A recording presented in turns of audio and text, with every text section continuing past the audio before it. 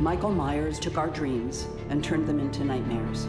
The original John Carpenter film is so meaningful to me as just a movie lover and as a kid that was literally tormented by this horror movie. I love this franchise. There he is. There are so many die-hard Halloween fans. The fandom that is with this film is real, and it's huge. He creeps, he kills, he goes home. And that's where we're going.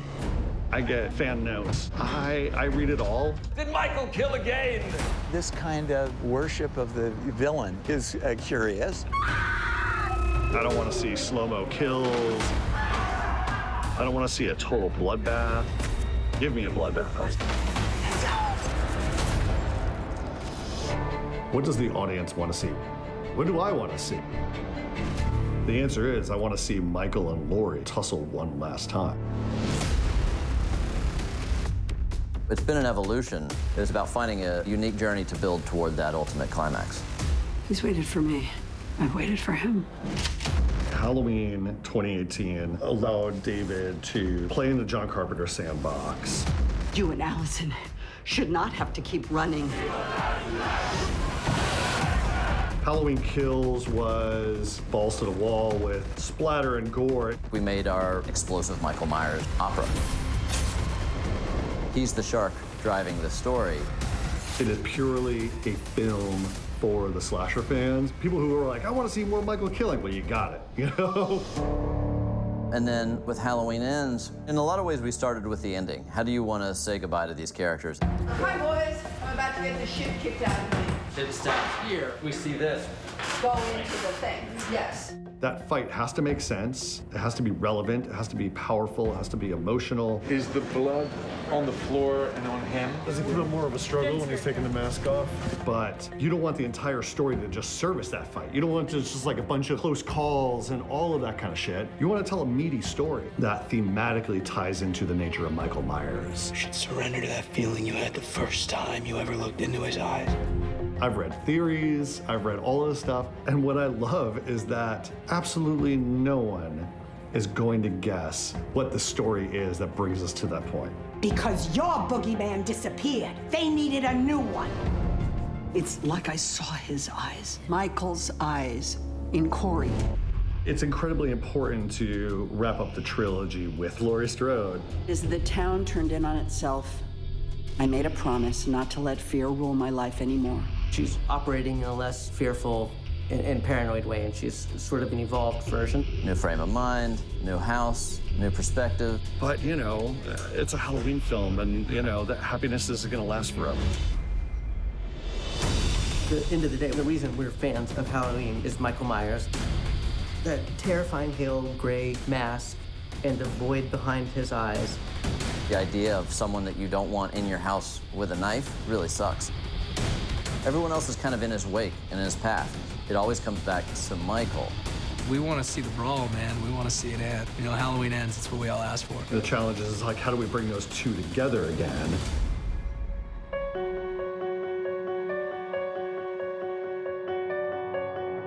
Even people that worked on the set didn't have the script. Part of the fun for me as an audience member is having the anticipation of something, but the mystery of something, the allure of what this chapter has to offer. Someone's got a fact, or they've got a spoiler, or they think they know the ending. You know, there's something that people get out of that. I don't get it. We all know where this movie goes. We all know so many stories and threads of it. Let's try to keep it a secret. I just said pretty please to the fans and the crew and said, I think it's gonna be a lot more interesting if you don't know where it's gonna end. Let's try to have the audience have as much fun watching this as I know Paul and I had writing this and trying to evolve. You know, we all learn the truth about each other eventually. Laurie doesn't see Michael coming. So the fight with Michael is unexpected, and it has to be like a street brawl. As long as it doesn't look like a movie fight, I will be happy. These characters aren't trained martial artists. They're normal, everyday, Haddonfield people that are caught in this extraordinary circumstance. So make it messy, make it dirty. To us is make it real. Rear back would be like this. It has to be brutal. And then it should look messy and raw.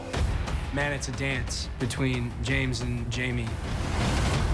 3, 2, 1, action. This is the knife. This is your head. This is whatever this is. Oh. That's better. See, from this angle, it's creepier. From Paul's angle. I was there every day, and I did not need to be. And I watched every frame of that final showdown as a fan. That one was pretty sick. Yeah, it worked perfect. We also need this as he turns towards the pantry. A variety of hand gestures, like even hitting his leg or paw is good. Plucking it, trying to rip it. Really struggle to pull. Yeah, great. Push. Nothing compares to this. This was just brutal. She took a freaking beating, and so did I. Sorry, I hit him in his knee. Sorry, Jim. You'll pull it out as he rises. It's coming with you. Yes. Ready, sit up. See what I mean? I will go backwards. Man, we hit the ground and tussled and rolled. These are real. She did 99% of all of her stuff on this. Everybody gets their chance to get their ass kicked. You know what I mean? And then it's 3, 2, 1. Everything is breakaway except these 3 pieces right here.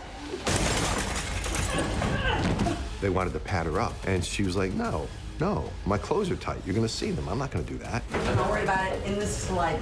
Anytime we feel like we might be pushing her too hard, she'd just be like, no, let's do this. I mean, I pity whoever picks on her in the street, because they got a cat by the tail. Oh, that's so good. Look at that shot. Look how good that is. You're just a man who's about to stop breathing.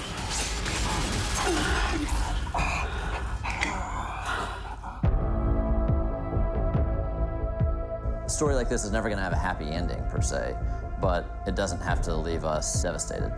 There's been so many movies that have, quote-unquote, killed the boogeyman, but then he always finds a way to regenerate, restore, some sort of twist that gets him back up for the next chapter. We've done a lot of damage to this dude, but what can we do to really say night-night?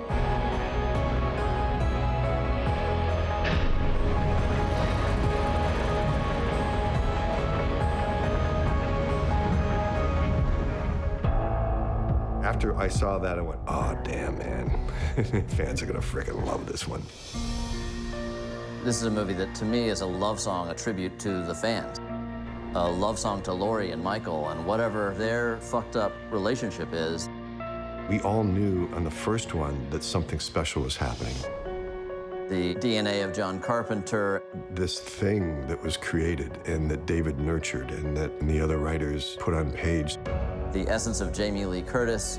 It's the evil that always existed and will always be with us. Just as Frankenstein's monster and Dracula and vampires and zombies find new ways to have their stories told, Michael Myers, he'll find a new way to show up in some other shape.